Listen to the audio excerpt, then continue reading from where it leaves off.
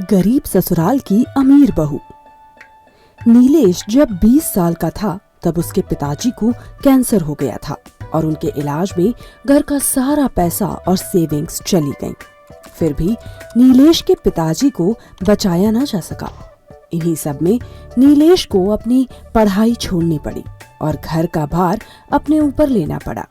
उसने अपनी माँ और छोटी बहन की जिम्मेदारी को उठाने के लिए एक छोटा सा आइसक्रीम पार्लर खोल लिया, जिससे वो अपने खर्चे उठाता था।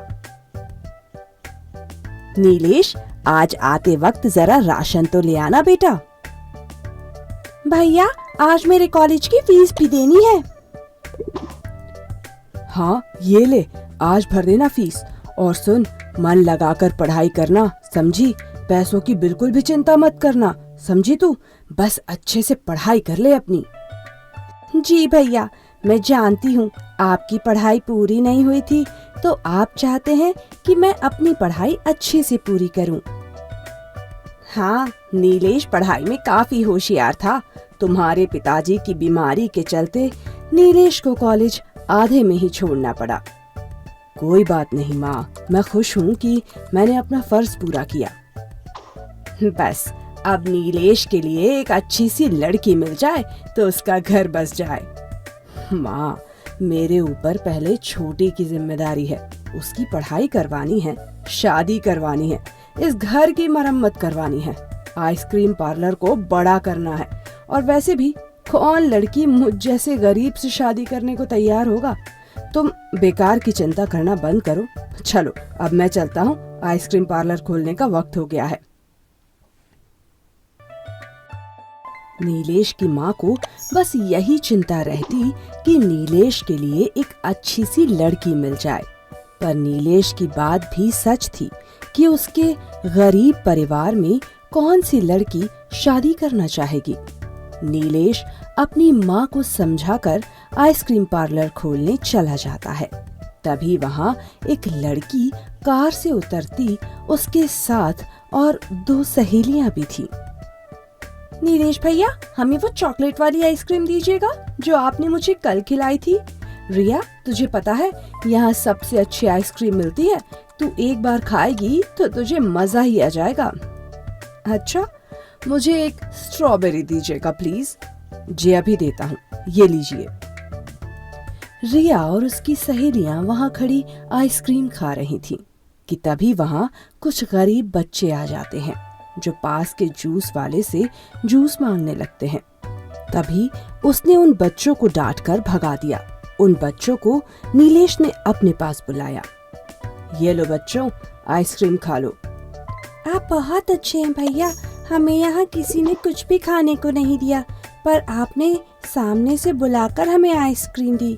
भगवान आपको हमेशा खुश रखे।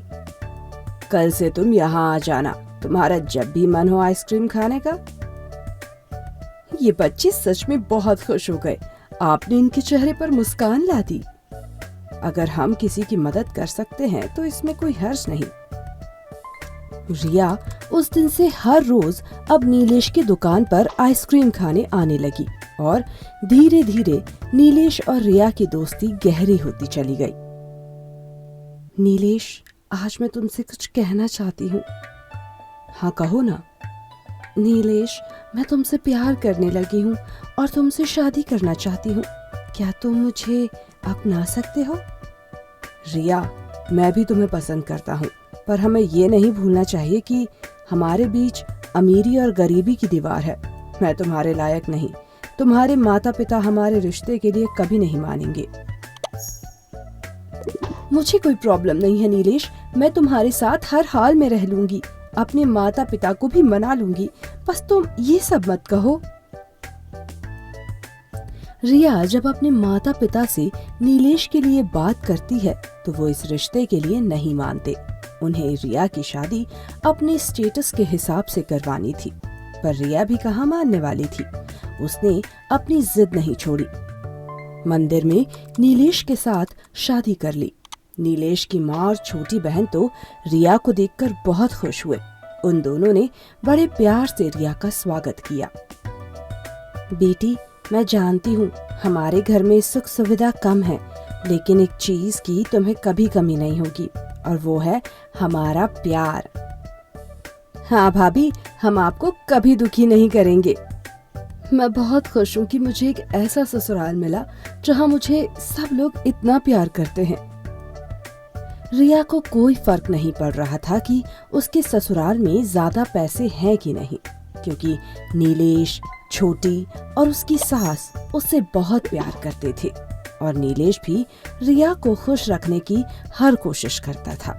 और इधर रिया के माता पिता कुछ और ही सोच रहे थे। जरूर अब पछता रही होगी देखना रिया। हाँ, हमें देखकर चलना चाहिए। मैं तो कहती हूँ कि उसे घर वापस ले आते हैं। हाँ, सही कहा तुमने। चलो चलकर देखते हैं कि अपनी मनमानी करके किस हालत में रह रही है हमारी बेटी। रिया के माता पिता रिया से मिलने नीलेश के आइसक्रीम पार्लर आते हैं, जहाँ अब रिया भी नीलेश के साथ बैठा करती थी। तो अब तुम भी आइसक्रीम बेचने लगी हो? इसी दिन के लिए शादी की थी तुमने? तो इसमें बुरा क्या है पापा? मम्मी भी तो आपकी बिजनेस में मदद करती हैं, है ना? मैं अपने पति की मदद कर रही हूँ, तो क्या हुआ? अरे क्या रिया, तुम भी तुम्हारे मम्मी पापा को पहली बार हमारी दुकान में आए हैं। आइए आइए, बैठिए ना, मैं आपके लिए स्पेशल आइसक्रीम निकालता हूँ। नहीं नहीं, हम ऐसी लो क्लास आइसक्रीम नहीं खाते। हमारे यहाँ की आइसक्रीम लोग बहुत पसंद करते हैं मम्मी। ये बिल्कुल नेचुरल फ्रूट से बनाते हैं हम। फिर भी क्या फायदा, बेचते तो आइसक्रीम ही हो ना। कितना कमा लेता होगा ये, इससे तो तुम्हारे खर्चे भी पूरे नहीं होते होंगे। मेरे पति मेरी सारी इच्छाएं पूरी करते हैं पापा, मुझे पलकों पर बिठाकर रखते हैं। आप हमारी चिंता बिल्कुल मत कीजिए।